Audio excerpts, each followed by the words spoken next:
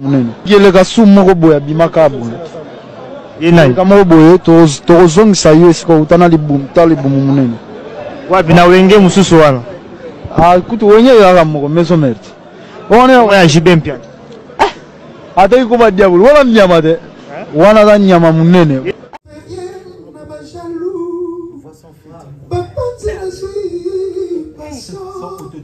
Patrimoine à Congo, bâtonnier sort, c'est voilà de ça. Ma génération na biso to yawana. Oh ba retourner stade des martyrs. Ba vient biso ba retourner stade des martyrs. Ba dai kana banzembo. Donc à part yo ba tout pe ba oya ba balolango pe. Oh na lobi ba vient na biso ba beta stade des martyrs. Ba taka ba angelouté. Ba kana banzembo na bilamba. Bon c'est quoi ba beta forme. Bah il a ba forme fort na bilamba na biso to appuyer bango. OK. Moi ce que je parle au nom de la génération. Ba vie respect, ba vie na ngai. Mais ba tu ko bimisa to stade des martyrs ndeso ko beta ngo ba onde ba beta biso ko beta. Ba vie ba bi ke to lango ki tokos. Ne ba vie. Nous venons sur la boue, ministre na biso ya sport. Donc na bengaki déjà honorable Patrick Mouyaya. On a battu la biso place parce que ba gola ndenge za bofona sala bango plaisir kaka. Kaka na stade de martyr. Et le moko amana côté la yango na pona lena la beta mwana donc on a senti pardon na parents surtout ça. Pour ton information même Marc House ici là à Zola Nangai a dit très bien que nous la discipline ma cassia au santé. Et puis nazali l'un il y a ba musicien oyoyo na on a tinda musicien na ngate aller à la télévision à finga. Mais donc ndena lobi lelo na transmettre le dossier wana epa ya Marc House maloba on bimarana utaka wa et vandi pa welalia donc ça dit na transmettre le dossier ya papa wana ngana ko citer ba non nyonso ya ba journaliste Popol Mopassoula ça journaliste donc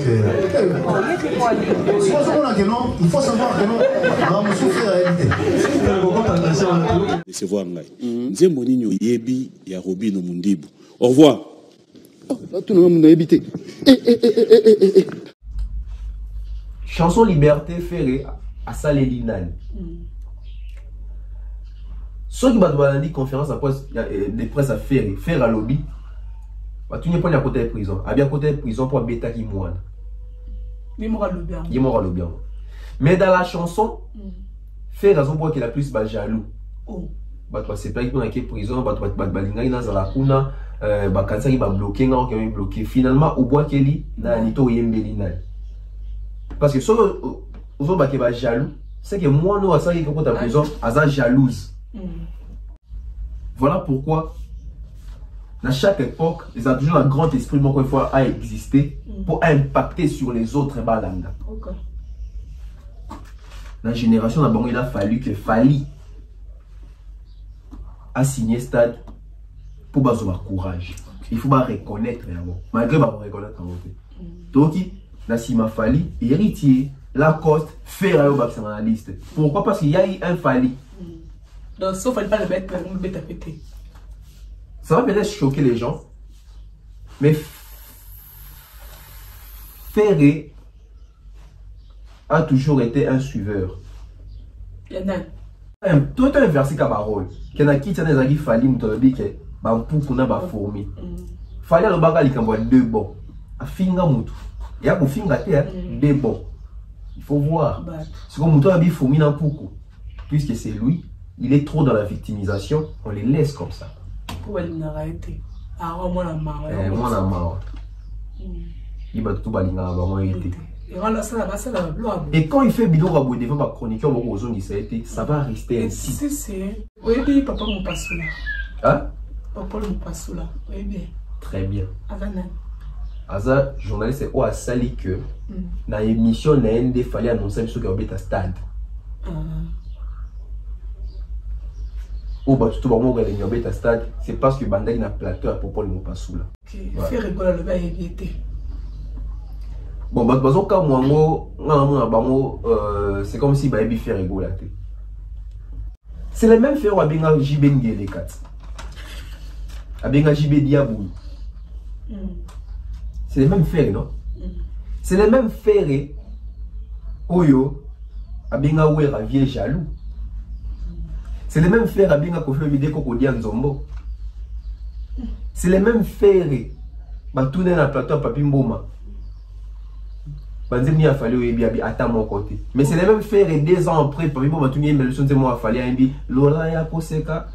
C'est les mêmes frères dans la carte à quartier, c'est ma frère ego là. Et il y a fallu. C'est les mêmes frères ego là-bas qui Ebi Robin. Et vous voulez qu'il y ait un problème parce que on connaît les joueurs et son jeu. Dans la corporation, il n'y a pas l'amour.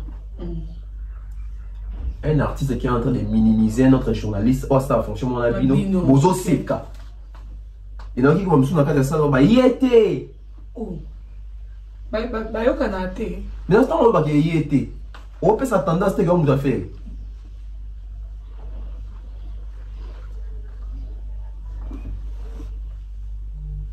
Est-ce que vous avez fait ça, les gens qui vont jouer, c'est tout ma gaulois. Namoni va jouer, c'est Missous Bati pour leur faire rigoler les Gaulois. Oh, ce que vous m'appelez ça, une marche de santé. Vous avez posé une question. À la type Polo, il y a fait rigoler comme on est Marc Tabou. Si vous avez la combo Marc Tabou. À l'actif vraiment identité. Tu as la vie on a Marc Tabou, tout à la TV, tout lula ba vie, bisou tout comme un boui. Laura Bang vraiment. Est-ce la conférence de presse à Fali? Nati le faire rigoler à lobby qui est il des autres contrôler Roma. C'est solo. Kosi Makasi. À cause de Makasi on s'en tête. Est-ce la conférence de presse à Fali?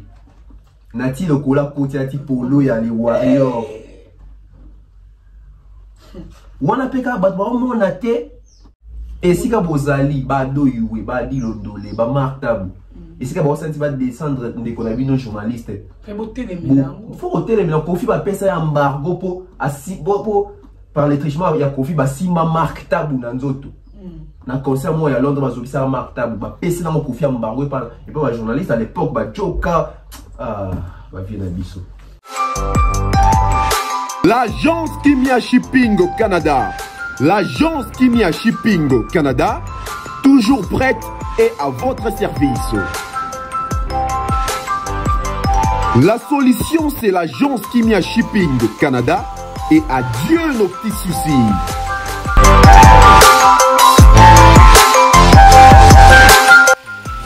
Vente des pièces de rechange d'origine américaine par commande, contactez l'agence Kimia Shipping Canada. Car ici, c'est la rapidité, la fiabilité, la sécurité et le sérieux.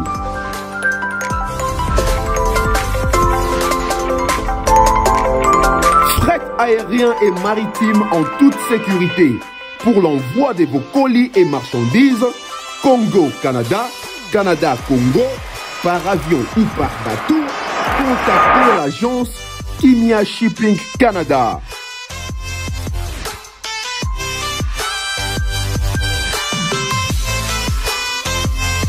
Et pour contact, 00 15 14 531 84 01.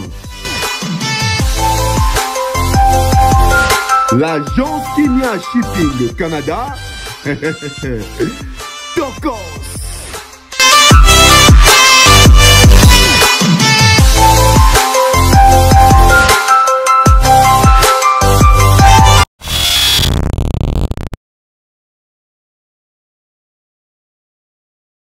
Voilà, bienvenue à tous les abonnés de BF Officiel TV. Merci pour la confiance et fidélité, même que vous avez lu partout dans le monde. Vous avez Kolanda et M. Nabino. On me sent toujours content avec votre annonce avance dans la Star 4K. Donc, vous commentez, likez, partagez ça, la biseau vraiment bien. Tous à la carte, on peut savoir information, ma news réelle. Vous avez circulé dans Internet, à chaque fois dans le bac, ce qui n'a rien, c'est que vraiment, il y a Oloba et Zali. Là, je dis merci à toi, Lisa Bola, El Confort, à Serge Bola, l'impresseur, Papa Chocolat, reçu le bac qui a trompé l'international, pour nous, le boutique d'Abima Porta Nova, on peut faire comme moi. Nous avons invité dans le Boyebi, au Messanae, si au Messanae, tonton Bev, il y a un peu de ma solo, quand nous allons toujours. Bonjour. Bonjour, Nana Bola. Ça va? Bonjour à toutes les personnes qui sont en train de suivre BEM officiel en ce moment. Merci pour votre confiance, pour votre fidélité. Et merci aussi de vous abonner si c'est la première fois. Activez la cloche de notification pour ne rien rater. Nous émettons depuis la ville de province de Kinshasa, positionnement en République démocratique du Congo. À la présentation, Nana Bola, la star 4K. Comme invité, Tonton Bev, les transferts les plus chers de la presse congolaise, l'international, 12e merveille, les motiver toute une génération, Monsieur Autotune NFL, cerveau penseur, jumeau de la vérité. Lui, il n'est pas au milieu du village, au-dessus du village. Vraiment, moi, Marguerite Graté, dans sa présentation, c'est quand même. Donc voilà, merci Nabido Nyoso. Ok, tout voilà. Ça va français, il faut commander. Vous sautez la ligne là, puis on va voir. Ils ont pas nu, ils ont pas nu. Ah, non, puis il y a des intimidation. T'es. Il est un boy. Et à mon autonomie. Nini. Non, non. Il y a des bonnes émotions, mais déjà vous. T'es là, pas dans ce secteur. Donc, parfois, ça. Je vais te dire, tu vas voir, ouais, mon autonomie. On va vous dire qu'il a préféré dans à la noix. Ah, on a pu pour les préférer dans la noix. Merci. Ok, tout le monde a dans l'actualité de Msomba la Moko. Tout le monde a quitté Kofi Olomide la Braza. Avec qui concert kuna. Mais comment on peut s'absorber dans le détail, il y a concert. Ouais, en tout cas, Kofi Olomide a eu des productions à Brazzaville, donc concert qui Togo. On a vu plein à craquer parce que ça va faire sourire. Je suis un peu grippé, donc j'essaie de forcer. Ça va faire comme ça, je crois, 10 ans. Qui confie Bétasson dans Brazzaville, 10 ans mon bout. Donc il était vraiment attendu là-bas et tout le monde venait en retour. Dans ma image, il y a plein, il y a aussi Saranaté. Pour Kofi Olomide, concert, je crois qu'il y a 10 000 francs CFA. Et en tout cas, Kofi Olomide a acquis c'est que il reste la légende, il reste grand. Malgré Kofi polémique, Kofi via Lingo Kolaté, Kofi Lingo Tika tenté, Kofi Mutumabe, mais en tout cas, en ce qui concerne la musique, au Kofi Asalaka, ils ont moins. Et donc, parfait, ils ont raté. Mais, qu'on de reprocher dans ma et vous avez. Ok. Tonton Bev, à part Tchatcho, Fali, na Cindy, Kofi, à côté de la Congoni. Ah, ça c'est une très belle question, hein? Parce que, vous savez, pour moi, très important. Un artiste doit aussi contribuer dans l'industrie musicale. Il faut contribuer dans la musique, il faut contribuer dans l'héritage, patrimoine, il faut continuer ça en fait. C'est une très belle question. Je crois que nous avons des éléments pour faire une émission prochainement aussi. Mais pour te répondre, Kofi Olomide a fait ça Fali. Oui, Congo Lelo, ce qui est un artiste moi qui est dans la Biti au Zwango, c'est Fali. Kofi Olomide a fait ça dans le canal dans le quartier là. Lelo, Kofi a fait ça Cindy. Ah, c'est vraiment super. Et ce que Kofi a côté que la Bissonimi. Moi, je pense que Kofi Olomide a sa légende. HP Zalikolo. Et tout le monde a que Salfo, a salifié mieux éthique. Kofi doit faire ou doit organiser un festival aussi. Ouais. Et comme on appelle chaque mois, mais plutôt chaque année, festival Tchatcho. Ouais. Parce que l'élo, musique au Kofi à la capé sans combo Tchatcho. J'insiste là-dessus. N'habite que musique au Kofi à Sala. Au musique il y a bêta capé sans combo Tchatcho. Tchatcho on a en termes à rumba. Rumba oh l'élo va reconnaître comme patrimoine. Na kati ya institution na rumba. Toi na na kati ya patrimoine na rumba. Toi na institution mo comme na o Tchatcho. Oh, Tchatcho, on les a vulgarisés, mais on a album mieux celui de d'où ou du coup, ils ont même Tchatcho na grandeur mon robot. Oh, grandeur, on fait la carte que tu bêta, même si Kofi on a sous-souté. Donc, ah, stylo Kofi, c'est pas suffisant. moi je pense que même un festival peut contribuer à pérenniser style wana, combo wana, et même Koffi Olomide. Parce que la musique à Congo, le Koffi Olomide soit à sous-souté, tu obéis les soldats à Fali à Outarapi, la quartier la terre. Le soit Koffi à sous-souté, tu obéis les soldats à Cindy à Outarapi, la quartier la terre. Le soit Koffi à sous-souté, ton obéis style moi la musique, bando bengango, tchatcho, y a nani, y a Koffi Olomide. Mais si Koffi Olomide a tiré le soka, bah tu as mis bon non bah institution a mis ça n'a pas institution Fali Cindy Tchatcho. Mais pourquoi pas accompagner ça d'un événement bien d'un festival qui va commencer à honorer les styles Tchatcho de Koffi Olomide ou il y a appelé ça comme musique d'honorer les noms de Koffi Olomide en tant que légende parce que Toloba tu vis des tosards Toloba qui est ton nom les gens qui est la chose musicalement, oui, musicalement les artistes, mais hein, en termes il y a industrie musicale, en termes il y a marché musical, il y a business musical, Koffi Atiki, Nini. Moi je pense qu'il est grand temps, il est encore fort, il est encore vivant. Et moi je pense que Sogi Koffi Olomide a bon, de l'Indien. Festival Tchatcho. Et ça là bien. Festival Tchatcho, pourquoi? Parce qu'on peut même commencer aussi à inviter les étrangers, à Robeta Tchatcho. Ou soit à Robeta Rumba. Parce que déjà, Jose, il y a Côte d'Ivoire, à Beta Rumba. Le festival, on peut l'inviter. Même dans les jeunes, la fille, Gali Garvey, Mawete, Inosbi, donc festival bon comme dans Tchatcho donc Koffi Olomide Nemutu à Tchamo donc et ça va bien, je crois que dès la solution on a eu boyé dans on capé au sol on a eu et à bonne idée à boyer voilà. OK, merci. Na ndemo éclaircir on a une question. Ce que tu n'as yeba le polémique et doit vraiment place dans la musique congolaise dans le sous. Est-ce qu'on peut faire la musique sans polémique? On peut faire la musique sans polémique, mais pas au Congo. Ouais, tu vas vivre avec la polémique, toi? Ouais, dans le Congo, tu vivras dans le Congo, donc c'est impossible. C'est impossible. Voilà. On peut faire la musique sans polémique. Il y en a bateau qui non, même la musique dans le sous. Et ça, la musique peut faire la musique sans polémique. Laisse banane. Donc, on va faire la polémique. Bon. Au seul cas, si on partit, c'est tout, fais-moi ça, fais-moi s'intéresser dans la volonté.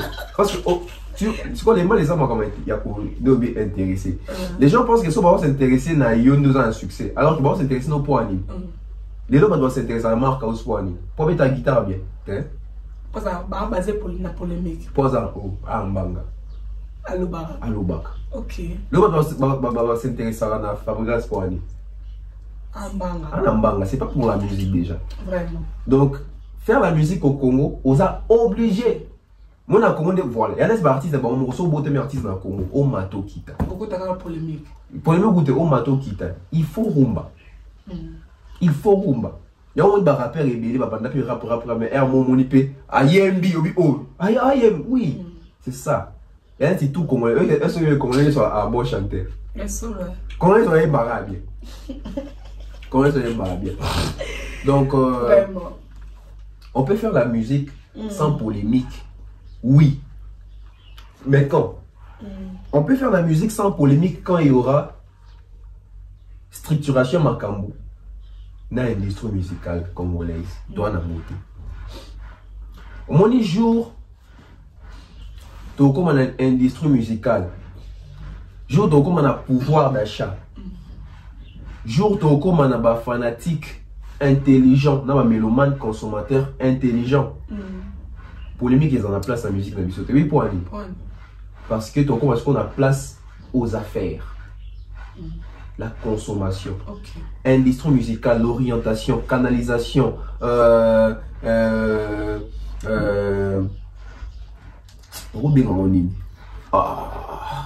qu'on vivre dans ça en fait. Parce que dans quand qu'est-ce qu'on retrouve d'abord déjà dans la industrie musicale? L'industrie musicale, tu en as mis. Tu en as un artiste. Tu en as un musicien. Tu en as un instrumentiste. Tu en as un instrument. Tu en as un DJ. Tu en as un beatmaker. Tu en as un professeur de musique, etc. Tu en as un producteur. Tu en as un bateau, tu en as un bateau, côté digital. Tout ça est dans l'industrie musicale. L'industrie musicale est régie dans Batouana. Et Batouana, est-ce que les autres sont en bango? Oui, c'est tout en bango, mais est-ce que baby fonctionne en bango?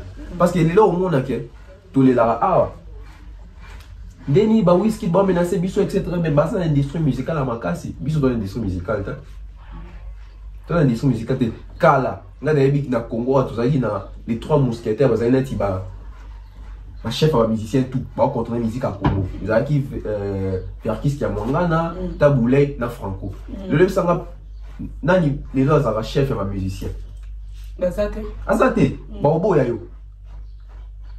Parce que c'est son leader. Sur ok. Musicien et chef. Il y a un musicien tous les lots. Chef t'es qui a foutu d'abord t'es moi mon numéro 1 qui a l'équipe moi mon collègue a contrôlé. Soit ils sont au conflit de mes babou avec ils a profité. Viens dans son comportement avec. Soit tu es venu au falier et vous tout baro landé vous doit dire pas bien bilingue. Pour y ba ligne tout le monde à la place sur la tête. Aujourd'hui qui gère les artistes? Qui gère les chanteurs, qui gère les musiciens? Nous tenions sur Azad d'origine à Sikanaï. Si vous avez une industrie musicale avant tout ça dans le monde, parce que l'industrie musicale est même un label. Un label, il y a un F-Victim, tu as un label à faire école, tu as un label il y a Kofi Central, il y a un label. Wanted Record à fabriquer, bon, on a 4 labels aussi. Tu as Bibomba Musique, Madja Oubez un label. Je crois. Il y a 6 labels dans la Tangeli. Batalan ni ici, bango babimisi, des bango moko, et que batalan lelo. La 4 industrie musicale, bah liambo ma musique, bah tourner. Et à part ça, batalan ni au bango bazoui, d'abord orchestre à bateau. Tu vas jouer les bandes même yambo pour produire on a 4 labels d'abord et simba. Au moins qu'il y a réponse à les appassions. Pourquoi? Parce que on veut faire les choses, mais pas ndengezala. Sans les normes ça qui est Simba.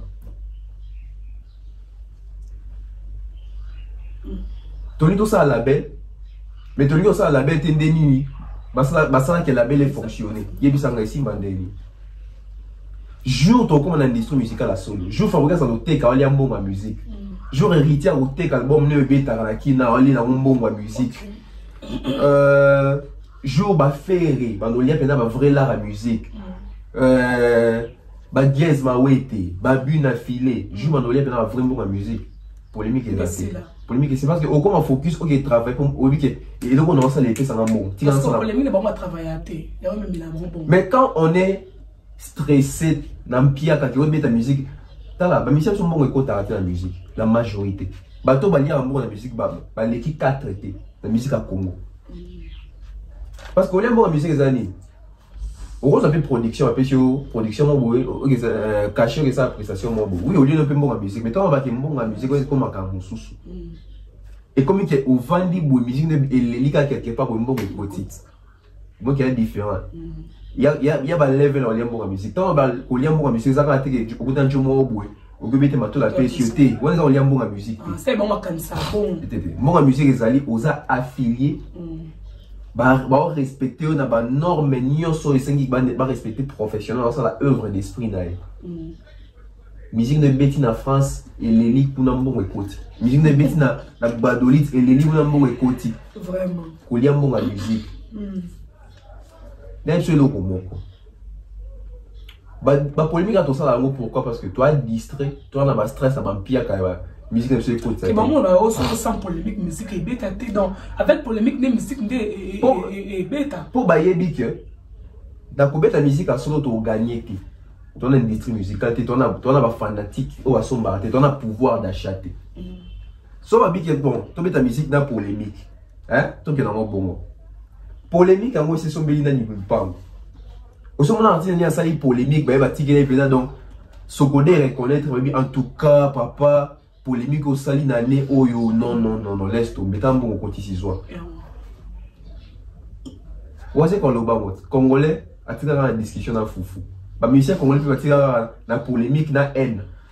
Au lieu de chercher les voies et moyens, il y a ton industrie musicale.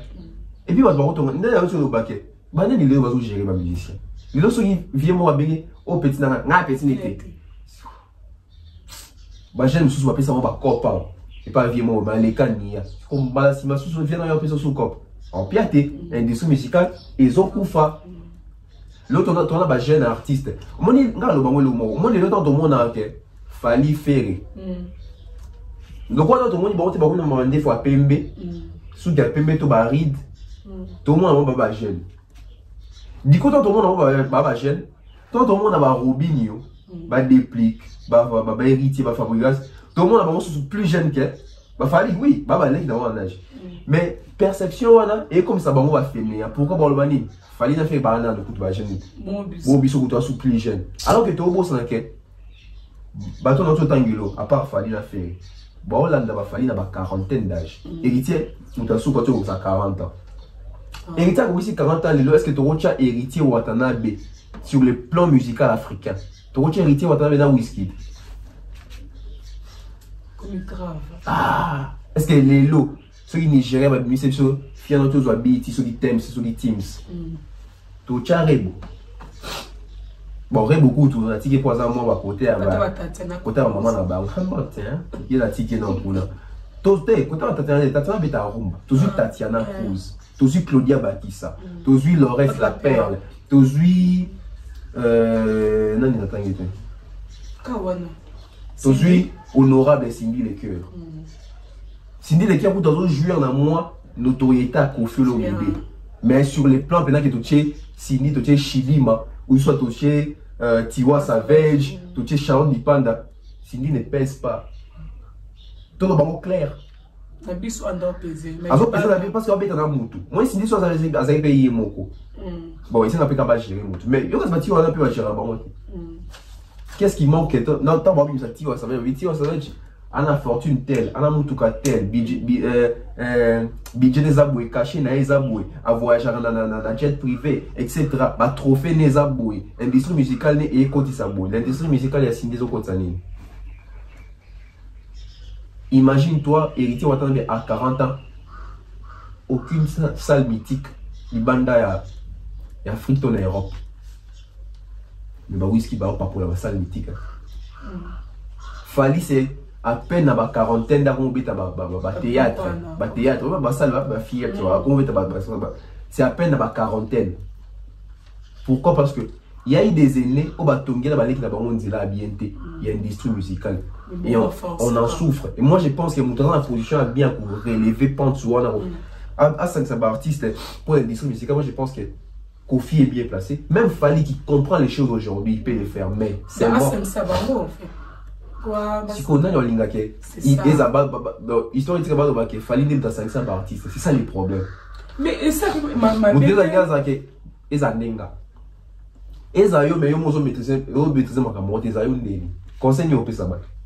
c'est compliqué, c'est très important. Et puis dans le cas Farah Mumba, il faut tout pendant ce qu'on a. Vraiment. Et ça va bien, ok. Tout ce qu'on a pensé à. Polémique. Il y a conférence de presse, il y a Ferrigo là. Il y a Gola. C'est les 3. Hein? Ouais, les 3. C'est les 3 septembre. Mais quand on compose cette lecture, il y a conférence de presse, il y a Ferrigo là. En tout cas, lecture on a eu. Bon, ça on a fond, on a forme. Lecture on a fond, on a forme. La forme, c'était présentable. Ça l'a bien. Artiste l'a bien. Ma chroniqueur l'a kitoko. Salle bien décorée. Ligne sous côté forme. Je dirais quoi encore. Bah micro bah bien. Donc bien réglé quoi. Donc du côté forme, félicitations au coup des chapeaux on a fait rigolo là.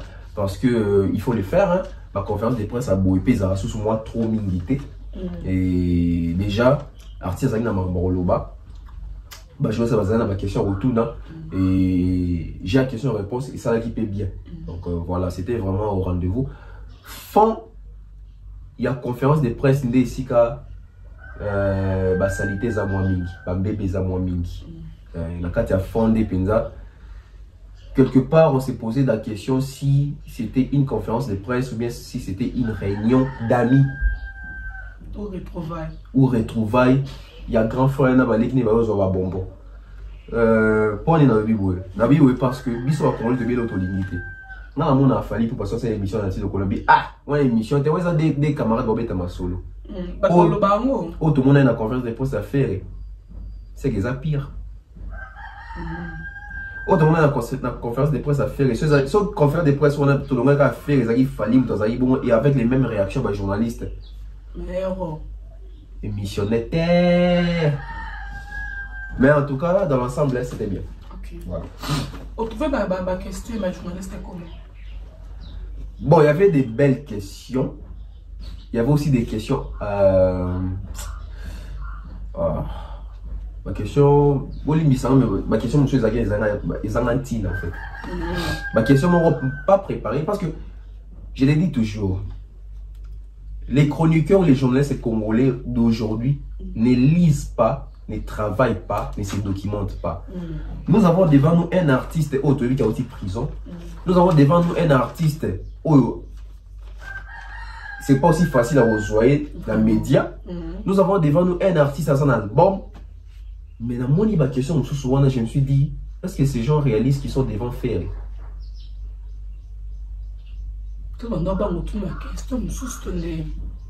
Bon, Kobanga, je ne sais pas. Parce que dans ça, mon Dieu, ça a été détendu, ça a l'aise. Mais ma question, je ne sais pas si c'était important. Il y a tout dans ma question. Mais, ma chroniqueur d'Abisso, ils ont fait avec. Pourquoi j'ai dit ils ont fait avec? Pessi, Congolais, Congolais, Lingaka. Ça dit conférence où on a but il y a qu'au satisfaire public et consommateur bango. Public et consommateur artiste ils ont biso ba congolais nan. So qui ba question on les a même ba question auto lingaka na YouTube pour la buzz. Voilà. Donc quelque part ça faute ça ba faute à consommateur. Mais quelque part ça c'est tellement un briefing t'es pas banda to ndé. Au mato qui t'a briefing et ça la marque. Briefing et ça la marque. Parce que oui quand même on a dit l'ondolé à lobby pour annuler de comment conférence de presse il a comment va joindre c'est besoin donc ce qui veut dire que avant même tout ça la conférence tu vas même avoir combo d'autres proposés à chroniqueur il faut pas l'artiste à tal donc il y a aussi des questions qui sont préparées comme ça artiste tal artiste T on va répondre dans notre échange. Et puis artiste écoutez tant que les arabes muto bache pembe wana oh azaneti invité na benga ye sur MC atale était bien muto abiro au leader au kamama au té na toute une question muto l'autre là té à té. OK voilà. Est-ce que chanson liberté finalement à ça les on a.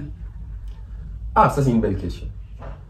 C'est une belle question. Pourquoi? Parce que bande qu'on a ma journée sur la salle bah tout n'y fait réunion sur la pénalité. Pourquoi? Bon on a moi question moi l'icolo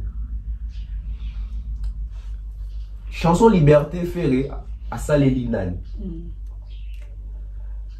ceux qui va dire conférence après des presse à faire à lobby bah tout n'y pas à côté de prison à bien côté de prison pour bêta qui moine il m'aura le bien mais dans la chanson faire raison pour qu'il a plus jaloux. C'est pas qu'il y a prison, il y a kuna, kansa qui va bloquer, bloqué. Finalement, au bois qu'il y a nito yembelina. Parce que ce qui va jaloux, c'est que moi nous à ça qui est contre la prison, à ça jalouse. Tu vois la contradiction. J'ose croire, je sais bien dans la carte ça wana, banga qui autour de la question. C'est ça. Parce que quand il y a mutu au alobi que la côté de prison pour la bêta qui moi na mbata sur une wana. Mais dans la chanson la personne ne chante pas comment est-ce qu'à ni ça y a côté à prison, mais il vient condamner les gens, ça y a côté à prison. Alors que Moutou, ça y a côté à prison, c'est sa fille. Posons-nous maintenant des questions. Posons-nous maintenant des questions. Tout le monde est perdu, après, il y a désolé. Nos artistes, héritiers, bien à qui aussi pardon. Bien que pardon, héritier, expliquer qu'il y a des gens qui n'ont pas de donc, pardon, au fond, ça c'est un fallu, tu nous pardon pour la pénalité pour la pardon. So, ça, il m'a bali, ça m'a évité. Oh, bon, c'est qui pardon quoi. Donc, héritier, à Bouba, va te pénal boué. Mais oui, parce que, moi désolé, il fallait hériter de baquet. Je suis désolé, mais pourquoi? Ok. Mais tout le monde est désolé, voilà. Donc, c'est comme faire école. Maintenant, bon, chez héritier, il a essayé de masquer ce qu'il avait fait pour se faire pardon. Mais chez Ferrigo, là, c'est la contradiction totale. Nous avons une conférence de presse sur les affaires Ferrigo. Bien dans moi, alors bien à côté de prison pour un mois. Mais dans nous avons retrouvé à Zoboua qui est là-bas. Ça profite de la boîte au sein. Je suis zate. Si vous battez au bois qui est là-bas, on est battu c'est ça le vrai problème. Oh, bah, viens mon robot, bah, il pété dans ton dîner. Si vous te dites que vous avez un dîner, ça gîte. À combien il rancunier? C'est parti à où, bah, quand ça qui va bloquer, on zone pas mis bloqué. Ça va de pair avec la chanson bloquée des familles. Donc, on comprend que l'artiste, même dans ce qu'il a chanté, apparemment, il n'y a pas du vrai. Il faut chercher du vrai dans la nature pour masquer fausseté dans la carte à Nzembo. Donc, faire égaux à Nzembo, d'après OLOBI na conférence de presse, d'après OAMB, à boire qu'il est moins en Égypte. C'est ça ma conclusion. Ce qu'il faut, ça, il est trotté. Pour moi, c'est un peu aussi marrant. Parce que Moutou a la conférence de presse, il a fait. Alors, il y a côté de prison pour moi. Sur la digne, Moutou a dit que boire qu'il a. Donc, à boire qu'il est moins en Égypte. D'abord, tu vas aller dans ma campagne. Il a habité faute. Donc, c'est encore rien à faire conférence à qui? Il faut aux analyses. Non, aux analyses. Bon. Moi, ça me semble dans un journaliste. Courage. Courage, mais courage. Non, ça là. Non, ça là.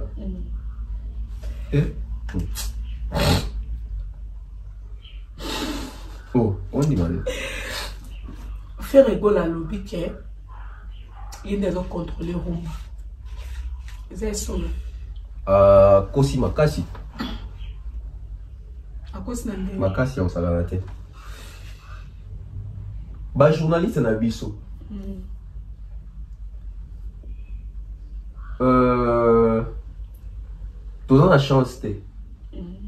La chance, c'est comment tu as la chance par rapport à Nini. Tu as la chance que l'artiste va respecter biseau. Et puis, l'artiste, dans le livre, on va comprendre que les artistes ont respecté un journaliste.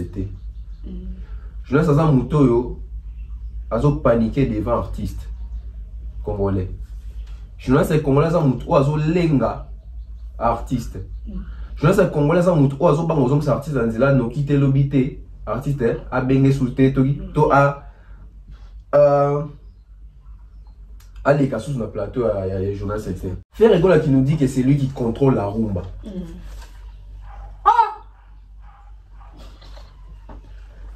Il contrôle quelle rumba?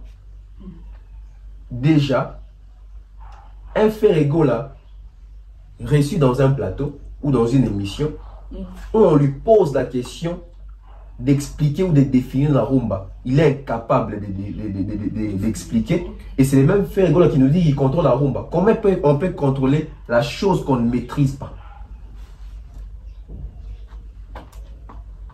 Soyons intelligents. Comment on peut contrôler une chose qu'on ne maîtrise pas, qu'on ne sait pas expliquer? Parce que contrôler les locaux est sous emprise. On maîtrise. On influence sur ça. C'est ça, on va venir contrôle. Tant on va contrôler Bino, donc, on a influence, on a Bino, on a C. Mais là, on a expliqué, contrôler. Comment je vais dire que nous avons contrôlé? Sur base de quoi? C'est la question que les journalistes devaient poser à Ferrego là. Ferrego, que nous avons contrôlé Rumba. Puis ça, ils ont dit que nous avons contrôlé Rumba. Kao debout. Conférence de presse c'est Katani. Kao debout, conférence de presse c'est Katani. Il y a peut-être un biso dans la conférence en Bengate. Je vais répondre. C'est ça un journaliste. Tout artiste de ma question, artiste de nous avons contrôlé Rumba. Ah, je vais poser la question.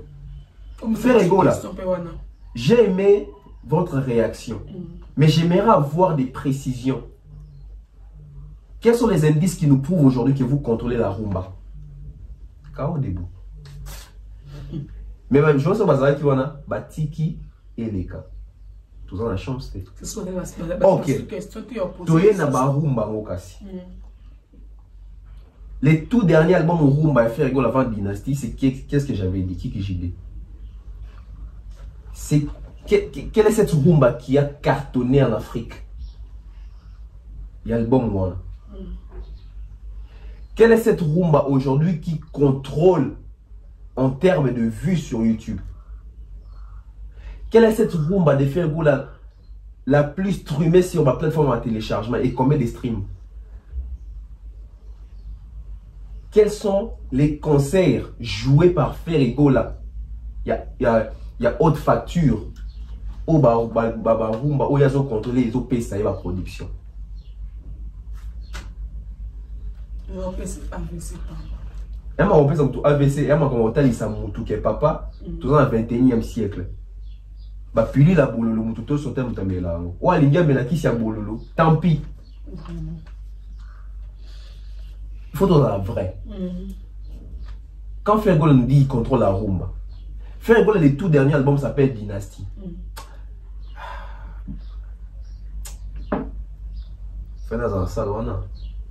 Le tout dernier album s'appelle Dynasty.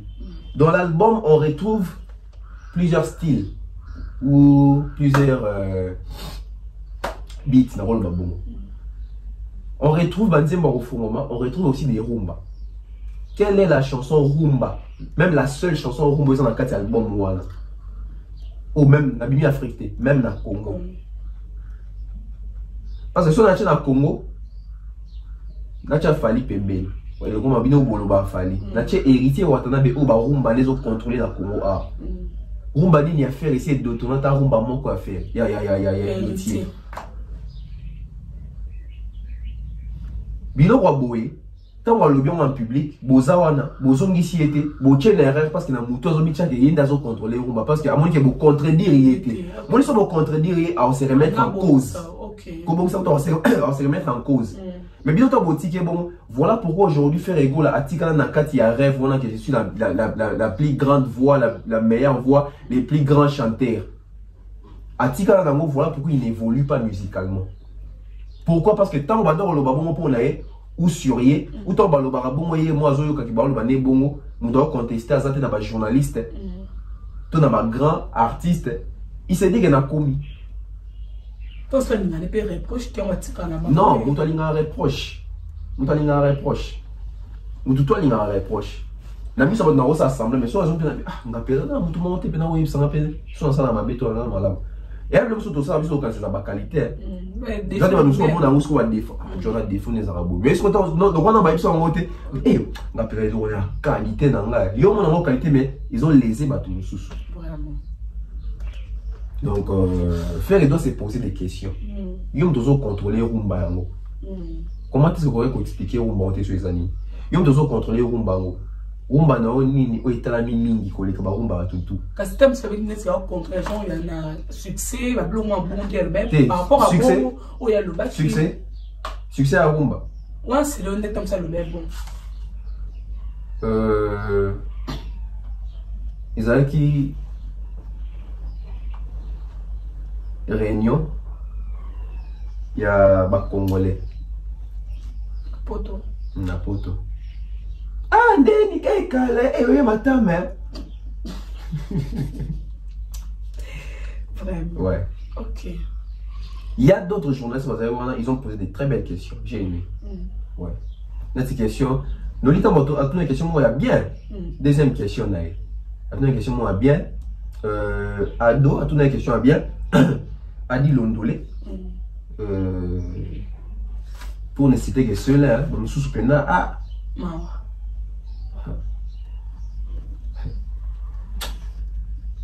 Maman, tous les cas. On est bien, c'est vrai. On a fait un lundi. On est bien. Et on lui a tiré mon chapeau opposant. Opposant. Toujours Kana. Hein? Radical. Toujours dans la conférence de presse, il y a fait rigola. À lobby que, bon, à qualifier l'artiste congolais, les busso, genre, quoi, va former. Pour habiter.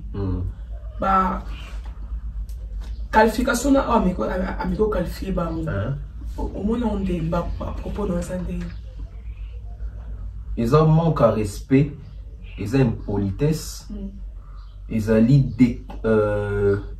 des considérations au Saganati. Déjà envers la musique congolaise et envers ses collègues musiciens. Et devant une presse, passez-moi les termes, faible et corrompu. Un artiste a bien un artiste va fourmiller dans beaucoup. Et les chroniqueurs, bah c'est quoi? Pour le terme, bon, c'est bon. C'est ici, bah donc bah ricaner quoi. Non. Et Zantoyo Kanarate, na Moussala, la façon de faire à Charlie Prince et Virginie Manganga, je ne peux jamais faire une émission pour que Charlie Prince et Virginie sous-homme. Non, les cas jamais dans le qui est à PC. Non. Quelle est l'éducation au leader d'opinion, au même fanatique? Parce que les Gaulois, on s'est comporté et faire les Gaulois. Donc on comprend d'où viennent les insultes.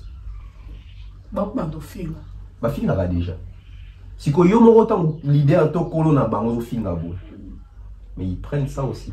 Ce que tu as traité bon attaque en général. En général parce que depuis que temps on a vu ça album nanga silence attend pour que fourmi mon côté. Na ba vie bango tout. Il y a mon goût à soit assez rattrapé. Oh t'es exactement pas avoir artiste na vie mais tu parles artistiquement. OK. Moi, il s'est senti que là on a bêté, mais c'est Bimi. Pourquoi? Parce que les gens ne sont pas préparés, n'ont pas d'entourage, tout attaché des presses. Moi, il y a bien, il faut le babou. Nous sommes dans les médias, les médias qui sont qui ça. Faire des qui traite, Fali, héritier, Bunafili, Kofi, Wera, Jibé, Monio, Fourmi, na Bampuku. Tant on a Bimi ça qui est album. Attends, mon tout moro tameka qui met album en Salini. N'habitez dans autre que de faire et rêve ou à Zanangoua. N'habitez dans autre que de rêve ou. Non, il y a où? Non, il y a plus Afrique. Pour soit sur les plans africains, KO. Même sur les plans de Congo, l'album de faire rigoler ça. Un album où même les musiciens faire rigoler ou défendre.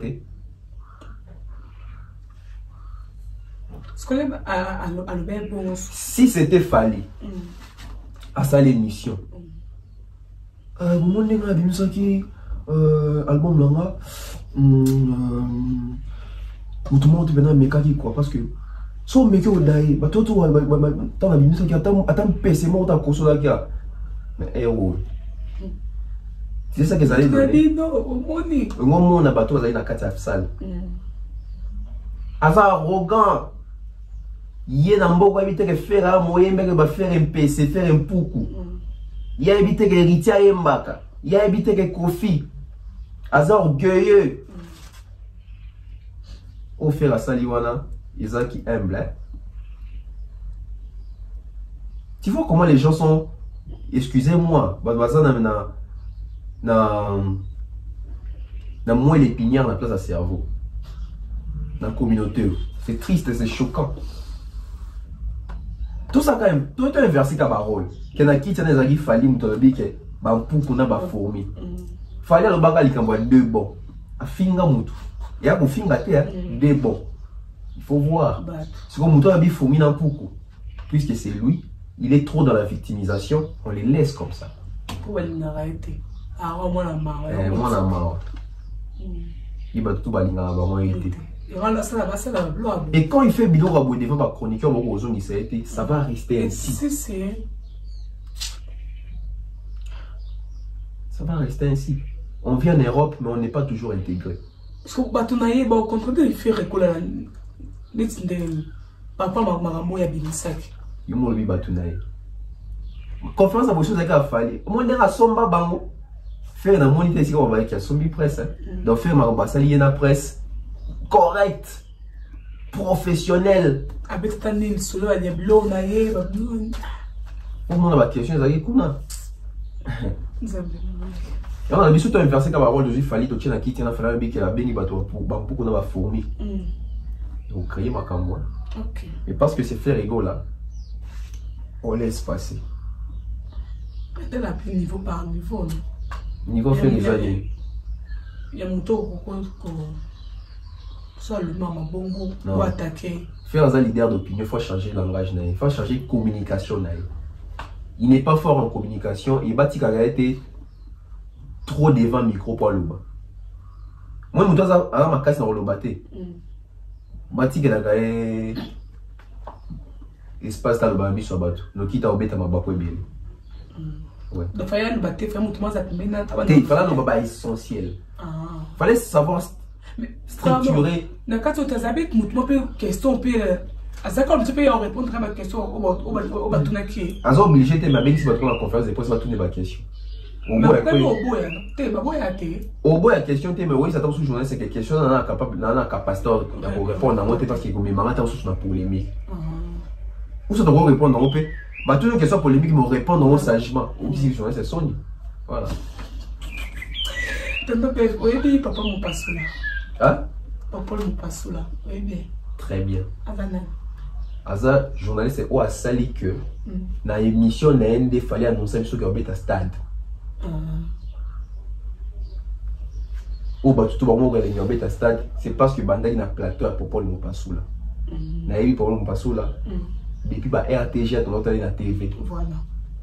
Vient na biso journaliste, à la corporation na biso, ça va ça bien, à s'imposant en France ouana. À Yambara vitamine Yambari Kofi, Yambari Fali Poupa. Donc, les deux dans le Bakaïbi pour Paul Mopasso la presse en ligne y a pas congolais.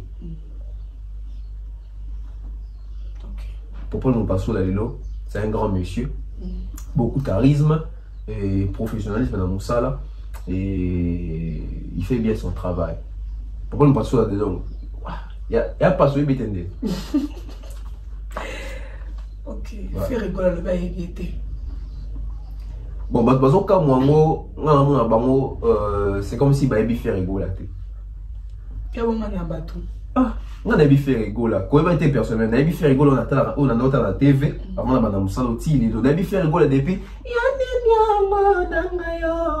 a fait rigoler. On a fait rigoler. C'est le même faire avec un JB les 4. Avec un JB Diabou. C'est le même faire, non? C'est le même faire. Oyo. Avec un oué ravier jaloux. C'est le même faire avec un coffre vidé cocodian zombo. C'est le même faire. Bah, tout dans la plateau papi mboma. Il a fallu à mon côté. Mais c'est le même faire 2 ans après, pour moi, tout le monde a fallu un bi, Lola ya poseka. C'est le même faire la carte à quartier, la tête, c'est ma faire rigolo. Et il y a fallu. C'est le même faire rigolo là-bas, il dit Robinoté. Et vous voulez qu'il y ait un problème parce que là, on connaît les joueurs et son jeu. Et réaction, il y a chroniqueur na kati ya salle. Dans la corporation, il n'y a pas l'amour. Un artiste qui est en train de minimiser un autre journaliste, oh, ça fonctionne, mon avis, non? Bozo Seka. Et donc, il comme ça, dans le cas de ça, il était. bayoka na te mais ntango oyo bakeye te opesa tendance te kaka moto afere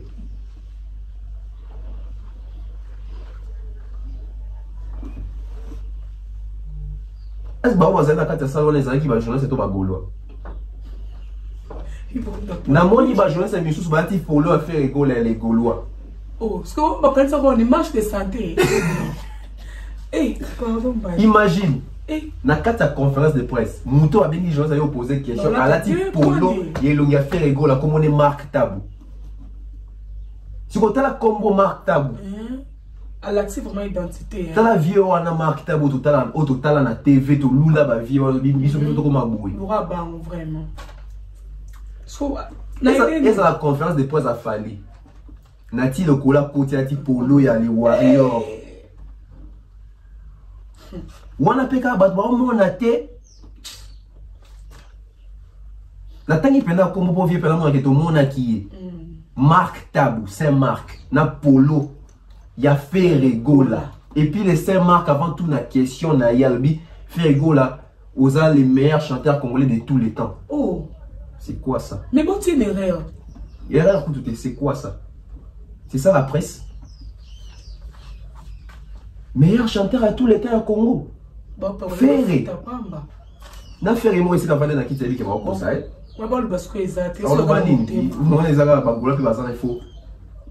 Meilleur chanteur au Congo à tous les temps. Alors qu'il oublie que son père taboulé à l'équipe Ferré Noëmba. Bon, il y a des rapports à génération. Non, non, comprendre. Bon, je ne sais pas, via la Saint-Marc taboulé, on y est comme naïe. Asena makamba wengia Olanda analyse na ba buta ndenge via bima libanda na mambo ya ba génération. C'est quoi? Qu'est-ce qui se passe en fait? Et si ka bozali ba doyoué ba dilondolé ba martable. Et si ka bo senti va descendre de konabino journaliste.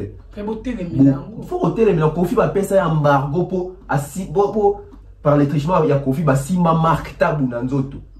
Na concert moi à Londres bazobisa Marc Tabou ba pesi na mo Kofi embargo par et puis ba journaliste à l'époque ba joka ba vie na biso. Tous en respecter ndeni.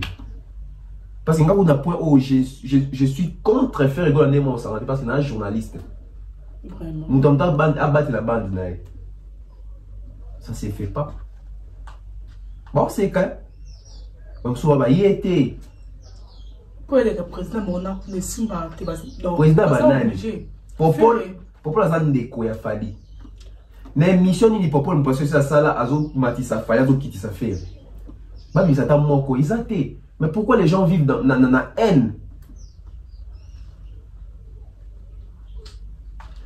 Aujourd'hui les gens ba lukara makambo so ba ko répliquer bango ba komi ba bato mawa bakomi bato victimisation nga balinga ngate mais bako sana ke muto so balinga kita posa ki action mobo faire temps à poser action yemba vie jaloux faire temps à poser action de Kofi Korodian Zombo à c'est les premiers soins tantine Fanny moi na mawakaka moi na mawakaka et quand les gens viennent faire voir affaire que makambo les habienté et comme que bolinga kaete.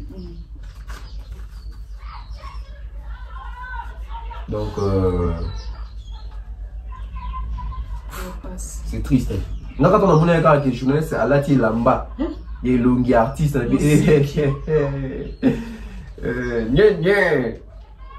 politique, un père parti état. Parti état. Tata beau, maman beau, les padres beaux. Dynastie beau. Yo, et t'as lu, il ça comme avocat, à sa droit. Tu l'as bandit. Voilà. Ah, nous te vendons lui. Ah, ça, une conférence de presse. C'est ça, autre bien actualité. Je ne sais pas si actualité. Tout le bilan, vraiment. Tout le bilan. C'est l'actualité. Voilà. Toujours faire égola. Alors bien à temps pour le monde t'attends artiste et musicien attends musicien et moko afina na TV na tindate bon tant souffert bon dans côté prison donc bomi faire ego là, c'est quoi si mon sous. Tant à limite, tant que na vie à sika, tant sous. Abo ça ni m'envoie ça ou soit abo tami à sika. Tout le faire ego na côté prison, a ju baptême kuna, faire kala kufi, faire sika. Des à l'immersion dans l'eau, yo ya bokala masumu ikoyi na mai tant que boy, au comme mutasika. Donc faire dans type prison c'est comme mutasika. Total image yo à faire ego là. Motozo. À part wana donc ndena lobi lelo na transmettre dossier wana epaya Mark House maloba wana bimarane utakawa et vandi pa wela leo donc ça dit na transmettre dossier ya papa wana Mark House donc na ngai mu na autoriser yo donc ne ke na ministère nini Mark House beta no yema no nini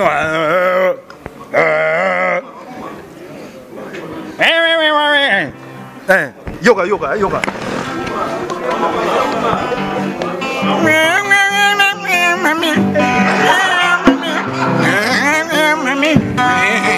Mami.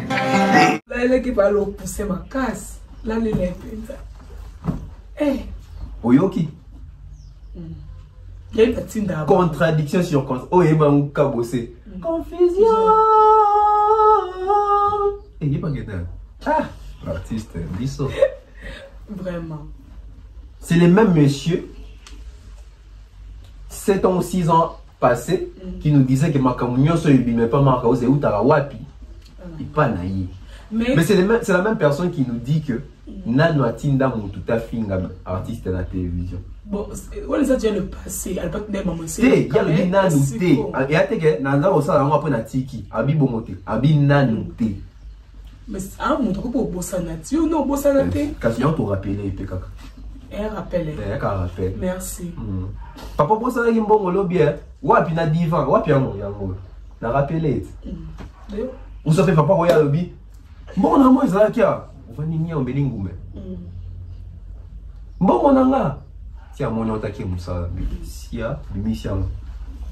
On rappelé tête. Mauvaise foi. Tout rappelé kaka. OK. Bah je sais pas ça qui on a baillé mission la premier soin bon ben la première soin habiter soin c'est comment il la soin lui on va jouer ça tous les lots sur Bayambi et héritier ton héros dernière fils Bino le bango bouquet tu Bino ah c'est bien mais ça fait c'est triste donc nos artistes sont faibles en communication. Ils communiquent mal. Pourquoi? Parce qu'ils ne vivent pas dans l'industrie musicale. Voilà pourquoi ils ne comprennent pas certaines réalités. Voilà.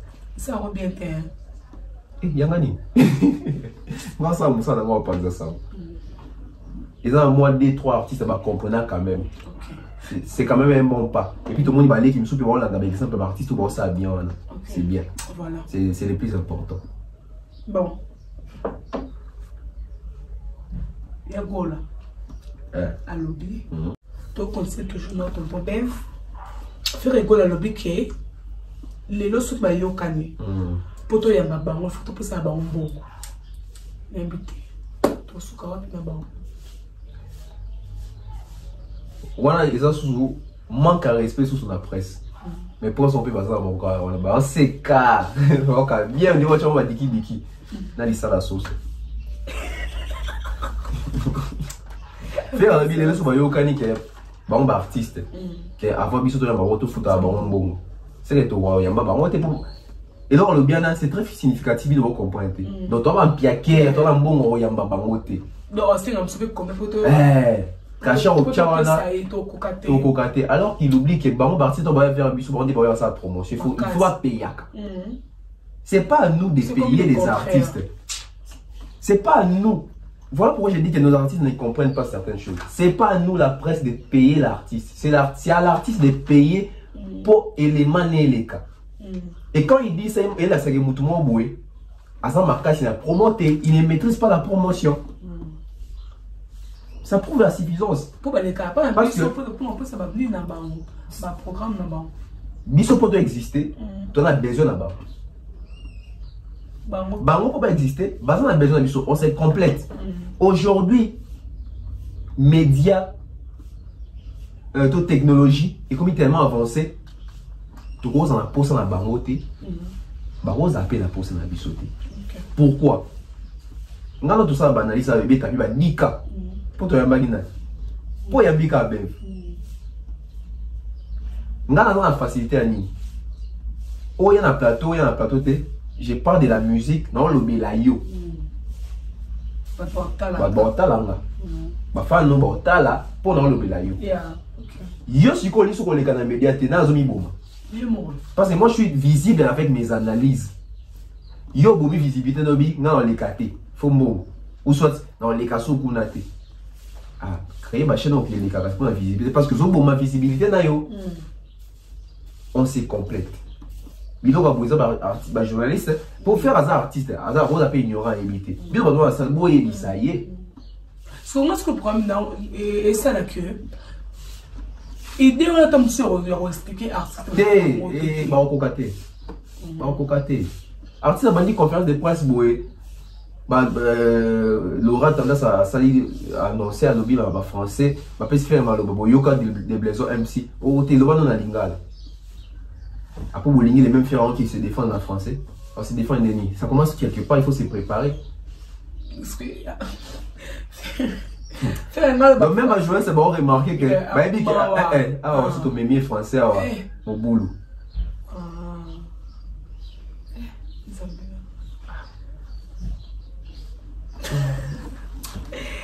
Donc, comme presque à la fin, émission. Tata Beau.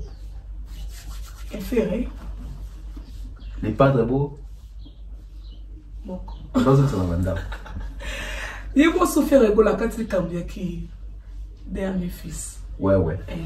Abonné polémique dans la. C'est là où Ferré, côté na CP na Ferré, très sage.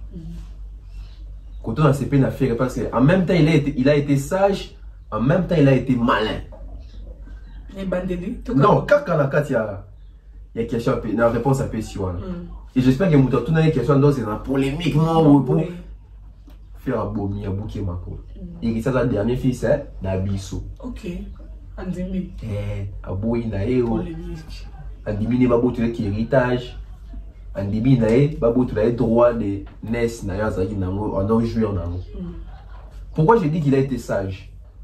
Parce que soit zaki sage dans la question où il a boire à pétrole dans moto et il a cité sur ma camobile parce que les appels comme via gagné bon c'est la faire à courir.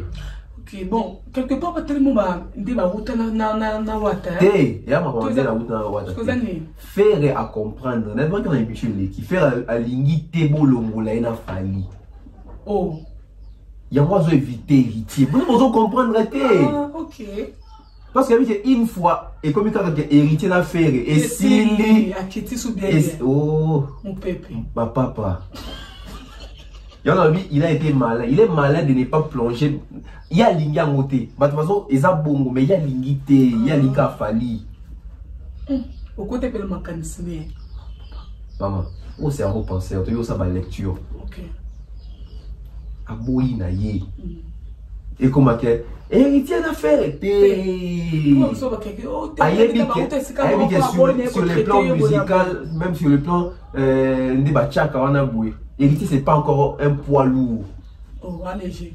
Non, comme un poids lourd. En Afrique. Et si on a fallu à la poids lourd parce que sur le sondage, et si on a charte il est parmi les 5 premiers. Et puis on s'est retrouvé, c'est l'artiste francophone. Bon, ils sont des arabes anglophones. Voilà un poids lourd. Faire ce qu'on a dit, héritier à poids lourd. Nga envie bon nga okunda nga bwende ni botika nga na mwana mai to continuer OK. Donc et donc faire la salle wana boy, il a agi sagement et quand tu as fait un débat na guerre ils ont s'installer et ils sont ici dans ici quand ça la raconte. Très sage. À travailler bien. Auto penza. Wow.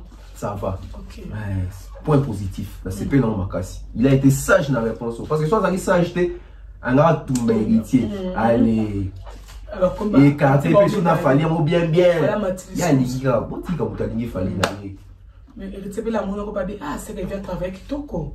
Héritier ce que c'est quand ça il peut accompagner quelqu'un. Ah, on vient en banganga quoi. Ah. Qui dernier fils faire assist à Mongala. Les padres, bien joué. Les padres assist qui dernier fils Ngala. Assist à mon débat na Komboliango. Mais seulement lui qui va vieux mon robot. Pendant va répéter dans déné. Ngana lui va vieux mon pour lui va vieux mon. Lui va vieux mon frère lui va vieux mon. Vieux ici que va ça bami bi. Vraiment.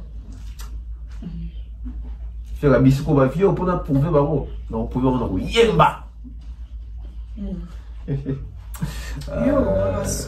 Conférence de presse acoustique, conférence de presse. Pourquoi ça acoustique?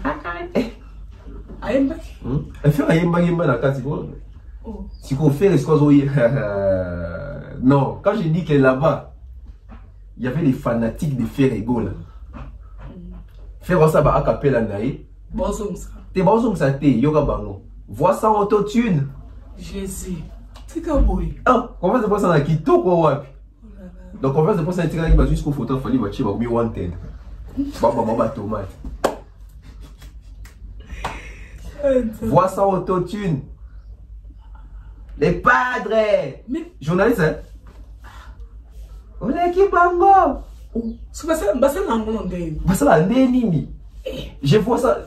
Oui, et puis t'as aimé ça un candom. Non, il y a Sony. Il y a pas classe dans le diplôme dans la tangi. Fallait avant de conférence de presse en le bateau à Zoyemba Yokanga. The King. Impossible. C'est quoi pour lui? Impossible. As artiste, as journaliste. Son as fan à Fali. So il devait na Fali boyebi so mi balé. Professionnellement, na oya tenamba. O leki bango autotune. Tu es le plus grand. Quand on appelle sentiment, tu as qu'on se retenir. Bon, on va sentiment, tu vas proférer. Bisous, tu as un sentiment à mon cœur pour la Fali. Oh, money! Les gens souffrent. Hein? Je te dis, je ne ferai jamais ça. Tout ça, conférence de presse, on a travaillé dans le Congo. Dans Kofi Olomide. Moi, je vais découper belle. Devant Kofi Olomide, on s'en dit qu'il panzane. Ah, panzane. Dans la première période de Kofi Olomide, attitude. Deux meilleures questions. Papa, maintenant qu'il est venu dans le Congo, deux meilleures questions. Ça dit que Kofi à réfléchir. Il y a un coup de Kofi Boué. Joue dans la Kina Panaï. Ils étaient dans combien de Vraiment? C'est toi? C'est vraiment toi? Ouais, c'est moi. Oh Jésus! Vraiment, t'es qui? Vraiment? Non, t'es qui? Oh, combien de secondes? Non, je viens d'arriver. Vraiment, Bino, vraiment. Je viens. Ok. Et ça, tu as écouté un artiste, mon petit Panzane. Vois ça, on t'a dit dans l'équipe, papa, en fait. Mais on voit des Congo. Hein? Bah, qu'il a fallu. Bon, on dit, bon, il y a dans sa mine à conférence de presse. Ils ont conférence de presse ou conférence d'amis? Ou conférence de frères? Parce que tu n'as bien prison, hein. Parce que moi, je ne vais pas coûter. Peut-être, hein. Peut-être, moi, inauguration. Moi, commémoration. Bon, quoi ça? Respect. Toujours quand la conférence de presse. Allez, qui va? Nanine. Presse à lobby. Eh, bateau va s'aller wana. Bah, MC fait rigoler que dynastie en Congo so bêta. Moussou sûr à moi. C'est quoi t'as bateau? On va s'en mettre bande, bah, que n'est pas bêta. Ah! Bah, je ne sais pas, on a poto. Hein? Mais si fait que en même temps, c'est en prison, album, non, et tu as bêta. Attends, on a fait il m'a fait un dans la si à l'eau quoi. J'ose croire. Ah! Faire un album est bêta, tu veux dire que l'album est bêta. Ah non, les gens sont des flatteurs. Hein. Surtout congolais. Quelle flatterie! Eh, pour AOP ça. Ah! C'est quoi t'as un d'habiter. Ils ont un poteau en tout cas, album n'est pas bêta. C'est sûr à tourner on va répondre. À tourner papa battu à tourner n'était pas autant battu en tout cas au sali un très bel album même temps ça une prison et tirer le bêta tandis que bateau va album a fait tirer le bêta so tali émission bateau na so na bazali ki wana aucune émission à bateau nyo so bazali na conférence de presse ba ça la promo y album Comment on ça pour moi le bon c'est mobile avec l'album de Beta? Quelle malhonnêteté.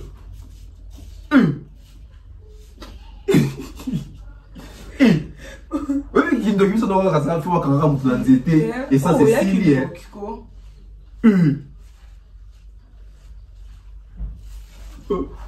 Pardon.